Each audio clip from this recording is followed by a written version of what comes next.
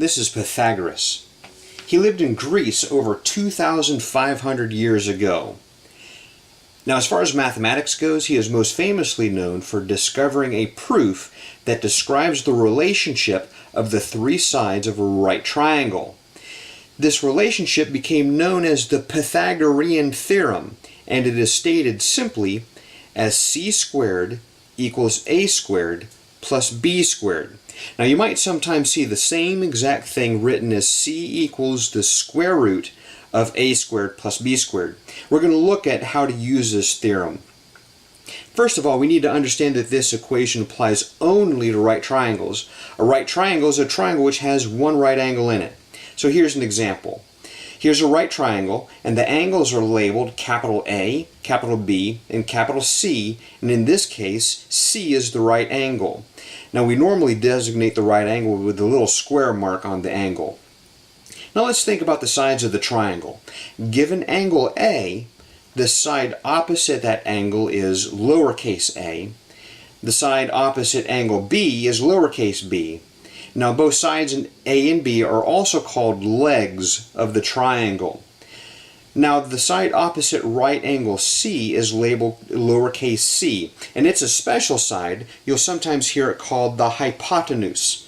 The hypotenuse is the side of the right triangle that's opposite the right angle.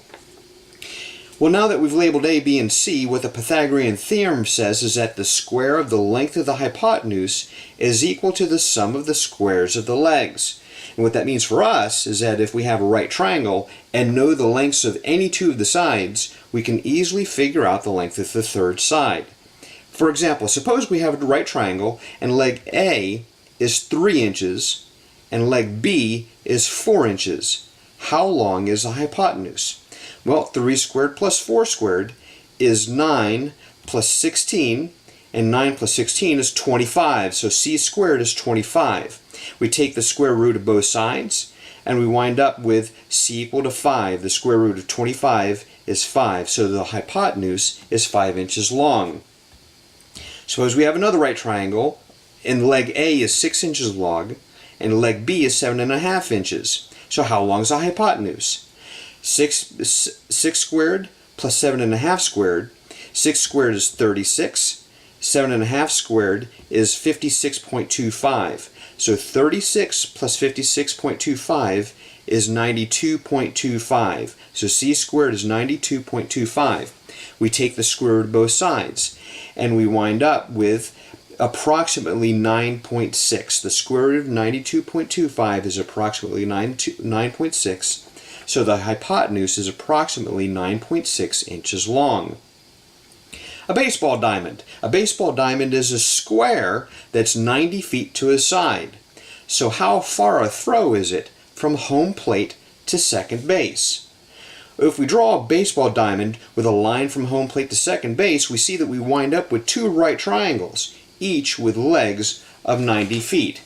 So plugging those into our equation, 90 squared plus 90 squared is 81 plus 8100 plus 8100, and that is equal to 16,200. So c squared is 16,200. The square root of 16,200 is approximately 127.28.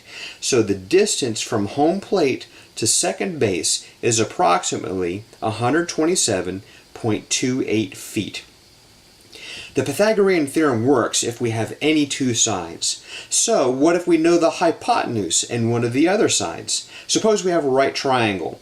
The hypotenuse is 10, and one of the sides is 6. So how long is the other side? The hypotenuse is 10, so 10 squared is 100. Side A is 6, so 6 squared is 36. And plugging these into our equation, we get 100 equals 36 plus b squared. So we subtract 36 from both sides, and we wind up with 64 equals b squared. The square root of 64 is 8, and so side B is 8 inches long. So that's how to use the Pythagorean theorem. We can only use it if we're dealing with right triangles. And in order to use it, we need to know the lengths of any two sides, then we can figure out the third side. And the Pythagorean theorem is stated as c squared equals a squared plus b squared. I'm Brian Smith. Thanks for watching.